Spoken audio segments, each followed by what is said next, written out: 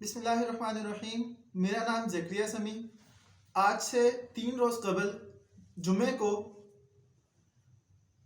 ایک طیارہ جو کہ کوالالمپور کی طرف یعنی ملیشیا کے شہر کوالالمپور میں اترا اور وہ پی آئی اے کا طیارہ تھا بوئنگ 77 یعنی بوئنگ 777.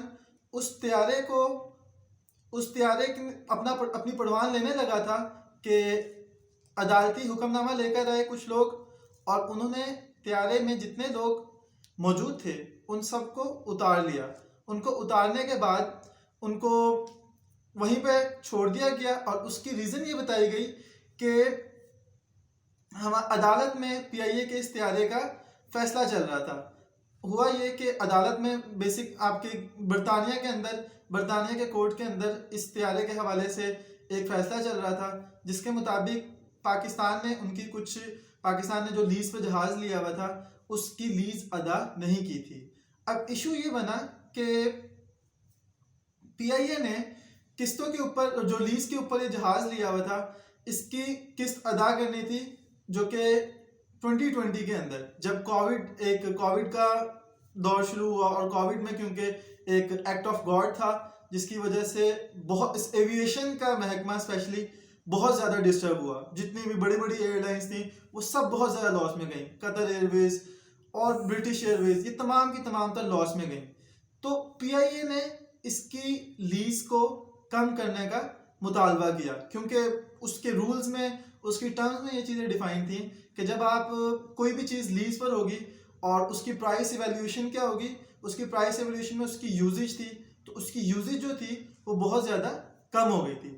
اب ان کا جو یہ حکم امتناعی لے کر پہنچ گئے کہ اس کے لیے حکم امتناع ہے، اور جو بھی اس طیارے کے مسافر ہیں ان کو نیچے اتار دیا گیا. ان کو نیچے اتارنے کے بعد پھر پاکستان نے ان کو مزید اپنے دوسرے کسی اور ذرائع کے تھرو ان کو کنٹری واپس بلوایا، ان سب کو جتنے بھی مسافر تھے. اور پھر کچھ دنوں کے بعد یا ایک آدھ دن کے بعد جتنے بھی محکمے کے لوگ تھے ان تمام تر لوگوں کو بھی واپس بلوا لیا گیا. اب اگر اس کے اوپر ہم نے پی آئی اے کے ایک ترجمان ہیں عبداللہ حفیظ خان صاحب، ان کا اگر ہم ان کے اوپر تجزیہ دیکھیں تو انہوں نے یہی کہا کہ اس طرح سے آپ صرف ایکس پارٹی کا اوپینین لے کے کسی بھی دوسری پارٹی کو مجرم قرار نہیں دے سکتے. اور کیونکہ پاکستان جو تھا، پاکستان کا معاملہ کچھ یہ تھا کہ پاکستان کووڈ کی وجہ سے نیگوسیشن چاہ رہا تھا کہ جو بھی پرائس نیگوسیشن ہوتی ہے وہ نیگوسیٹ کریں اور ہم منیمم پرائس دیں. اور ویسے بھی اس طیارے کا جو بھی معاہدہ ہے وہ جولائی کے اندر اینڈ ہو جائے گا. اس طیارے کا معاہدہ جو سٹارٹ ہوا تھا 2015 میں ہوا تھا. 2015 کے اکتوبر میں ہم نے یہ لیز پر لے لیا. اس کو لیز پر لینے کے بعد اس کی جو لیز کی قسطیں تھیں وہ ہم مستقل طور پر ادا کرتے رہے اکتوبر 2020 کے مڈ تک. اور اس کے بعد پھر جس وقت کووڈ پیک پر آیا تو ایویشن جتنی بھی تھی وہ سارے کے سارے کلوز ہو گئے تھے تقریباً، کیونکہ ٹرانسپورٹیشن جو تھی یا جو بھی لوگوں کے ٹریول تھے وہ ایک جگہ سے دوسری جگہ پر مکمل طور پر ختم ہو چکے تھے. تو ایز اے ریزلٹ پی آئی اے نے کوشش یہ کی کہ ہم اس کی پرائس میں نیگوسیشن کریں، کیونکہ نیگوسیشن کے کچھ رول ڈیفائن کیے گئے تھے جس میں 3 چیزیں کاؤنٹ ہوتی تھیں.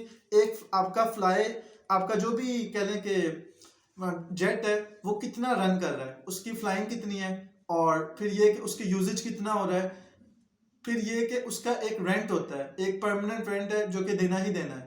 تو ان تمام تر اور اس کی ڈیپریسیشن کتنی ہو رہی ہے، تو ڈیپریسیشن کو میجر کرنے کے لیے اس کا یوزیج میجر ہوتا ہے کہ کتنا یوز ہو رہا ہے. تو ان تمام تر چیزوں کی بنیاد پہ ہم لیز کی ویلیو کیلکولیٹ کرتے ہیں.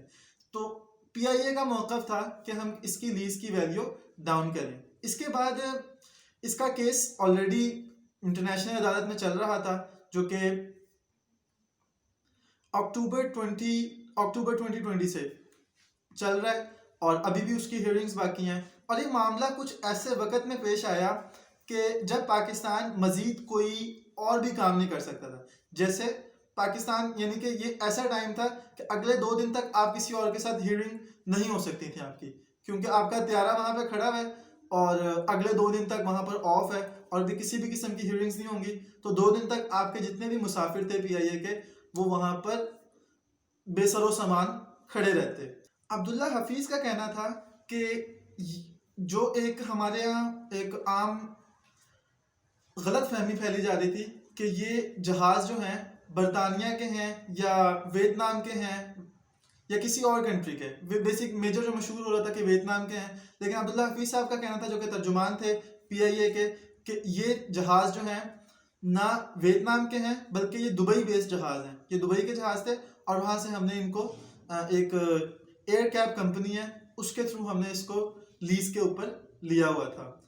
اب پاکستان کے ان کا جو بھی لیز ہے یا لیز کی ڈیوریشن جو ہے وہ جولائی کے اندر ختم ہو جائے گی اور پاکستان اس چیز کے لیے خواہاں ہے کہ آئندہ مستقبل میں اس قسم کے معاہدے کیے جائیں جن میں پاکستان کو منیمم لاس میں رکھا جائے. اور اس قسم کے جو لوپ ہولز ہیں جو کہ کرنٹلی اس کے اندر جو انہوں نے معاہدہ کیا اس کے اندر بہت سے لوپ ہولز موجود تھے تو وہ لوپ ہولز تمام تر ختم کیے جائیں تاکہ فیوچر میں اس قسم کی پریشانی کا مسافروں کو سامنا نہ ہو.